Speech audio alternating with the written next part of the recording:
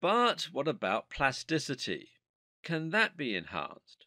We've already seen a few methods that can help to boost plasticity. The first and most important is to use your brain and to subject it regularly to novel stimuli. Likewise, we've seen that dopamine and magnesium are good for plasticity. But what about nootropics that directly affect this in a big way? There are a couple of options out there as it happens.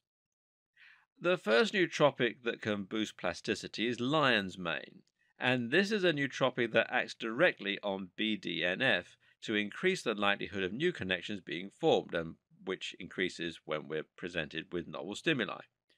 Lion's mane is actually a mushroom and can be enjoyed as a coffee. Again, there's not a huge amount of information available regarding the mechanisms of action or the long term effects, but many people swear by this ingredient as a way to get a mental edge and some unparalleled cognitive boosts. Another option is to try Siltep. This is a stack consisting of several different natural nootropic substances, including forskolin, artichoke extract, I-cartinine, and vitamin B6. The main stars of the show here are the forskolin and the artichoke extract, which together increase cAMP in the cells and thereby encourage gene transcription.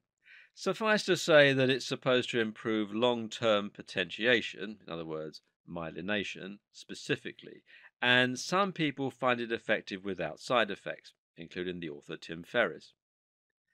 And then there's TDCS, and this stands for transcranial direct current stimulation, and basically means that you're running a small current through your brain via conductive pads attached to your scalp.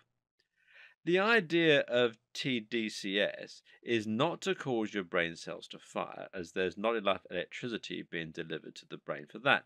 Instead, it's simply to potentiate them, to increase the amount of BDNF and to encourage plasticity. This has been demonstrated to be effective in countless studies, and there are again no proven side effects. Pads are placed at different arrangements around the head, which are known as montages. And these are designed to ensure that specific brain areas get the majority of the current.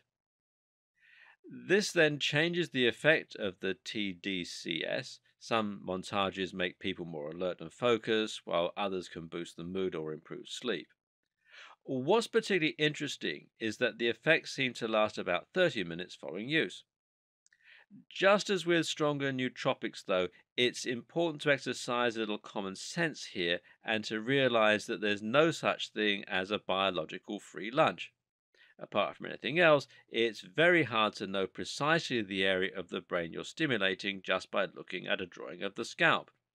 And if you can increase learning in one area of the brain, you could theoretically accidentally cause learning in other parts of the brain that would be less desirable. So proceed with extreme caution then. But with all that said, it's definitely an interesting option, and especially when you consider that A, there is a huge amount of evidence suggesting this is a safe way to get a considerable brain boost, and B, there are many commercial products now that use this technology.